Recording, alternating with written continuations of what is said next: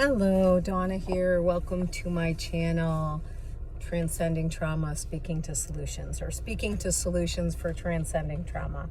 I want to keep sharing as often as I can because, I want to talk today about kind of the Jekyll and Hyde experience we can often have with abusive people, and how predatory type people can feel you feel very seen. But I mean, think of it, when a prey is hunting, or a predator is hunting its prey, it's watching it closely. It definitely has its eye on it.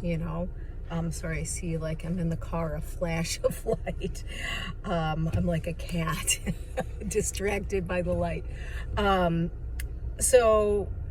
All right, I kind of want to help people through this because I know I've been in this, where I've heard groups after groups after groups of people that have lived through narcissistic abuse, and they say they can't find a relationship after that. It's just not as exciting, it's missing that intensity, and it can feel boring or not like, this kind of whirlwind, exciting, passionate love story.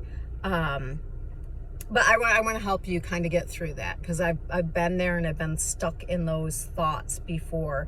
And so there's this song that I used to listen to on repeat after repeat after repeat, after I, popped out the other end of one of the many narcissistic relationships I was in.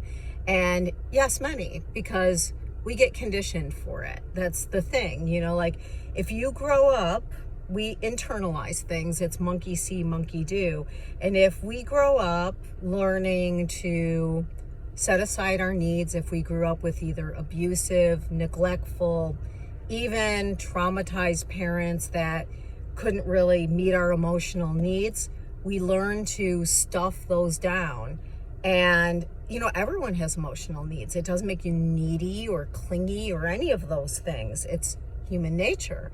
We all have needs. We all have emotional needs, physical needs, all sorts of needs. We all have them. So we learn to, when our needs aren't met, we learn they're never gonna be met. So we can take on many different coping mechanisms. I took on the placating and people pleasing. And that often happens where you see that dance between the empath and the narcissist. Someone that learned to feel safe by placating and empathizing with people and setting aside their own needs. And then people on the other side of that coin that learned to, it's a dog-eat-dog world, to not be empathetic, to, they kind of feel like the not getting hurt is being the one in control and in power, so it's a really nice combination, because it's someone that's just throwing away all of their needs, and there's someone that thinks only their needs matter. It's quite the match. So don't ever let anyone tell you that's how the mirror works. Don't ever let anyone tell you you are like a narcissist, that's why you're attracted to narcissists. You're the opposite. You're the compatible need for it. A needless person makes very good supply for a very needy, hungry person like a narcissist. It's funny, a narcissist will often act like everyone else is so needy, but they're not, yet they're the ones that need supply. They're the ones that are very needy. So this song, The Night We Met, by Lauren Huron, I pulled over to share today because there was a line in there that it always just hit me at its core. And I can see this in people that have been through these relationships. But it goes, I had all and then most of you, some and now none of you. Take me back to the night we met. I don't know what I'm supposed to do, haunted by the ghost of you. Whew, if that doesn't describe a narcissistic relationship, I don't know what does. So, you can feel so seen by a narcissist. They're studying you. They are studying you. There was a study, and they had people that were diagnosed cluster B narcissist psychopaths. I actually think they were psychopaths. A narcissist is really a more mild end of the psychopathy spectrum. People can be both narcissist and psychopaths. Psychopaths are a little more cruel and cold, I guess I would say. Not to say that narcissists aren't. I think psychopaths care a little less about what you think of them, and narcissists care a whole lot about what you think of them. For a narcissist, image, getting supply is everything to them.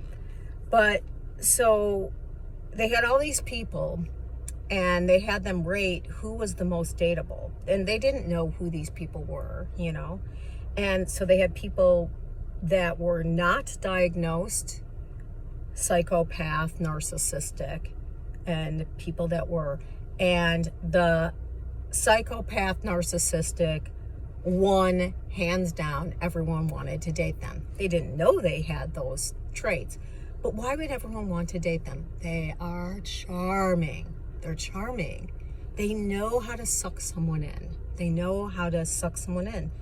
Why? Because they're masters of manipulation. They can't manipulate you by just taking off their mask and showing you how selfish and cruel they are. They can't say, I think I'm better than you, but I need you to show me that because I'm actually very fragile and weak inside. No, they don't even have that capacity to reflect like that because they have that mask so strongly glued to them. So, also, why would they be attractive besides the charm? Because they're mirroring you. Because mirroring, M-I-R-R-O-R, they are looking at you, studying you, and intuiting what you need to hear, what you need from them for them to manipulate you. They make you feel so seen. That's why people have a hard time dating after that. It's like if you could just let yourself know you're like the gazelle or the lamb or whatever is being hunted, the zebra, I don't care, being the prey to the predator, which is the ferocious lion. I hate to call out a lion, but I'm trying to give a metaphor here. The lion is looking at the flock. The lion is studying the flock. The lion zeroes in on the one they feel is vulnerable, the one they feel they can get their needs met from, their supply. The lion wants a meal. The narcissist wants supply, attention, the needless person to fulfill and fill their needs for them.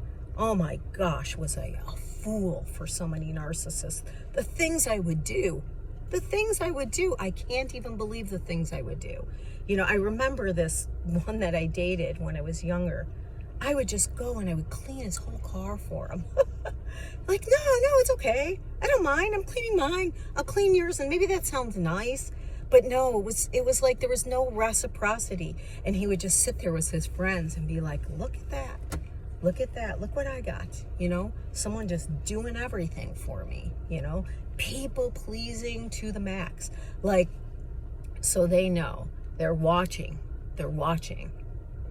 Just like the lion watching that flock. And it knows which one to pick. It knows which one it can toy with. It knows which one it's going to get its meal from. It's going to get its supply from. It knows. Stop being supply, Stop being supply. It's our own unmet needs to be seen. That make us susceptible to narcissistic abuse. I am not saying you caused it. I am not saying you deserve it. But you can stop repeating those patterns. You can learn.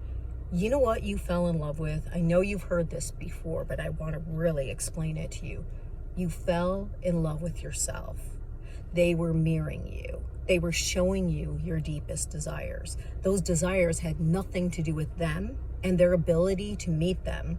They saw them as fuel to manipulate you, as clues of how to manipulate you, how to make you feel so desirable, how to make you feel so good about yourself. Those are your unmet needs. They introduced you to your unmet needs. That was the mirror. That was the mirroring. They were showing you. You know, like us that get entangled with narcissists most likely grew up with narcissistic parents. You know, we grew up not being seen. We grew up being neglected.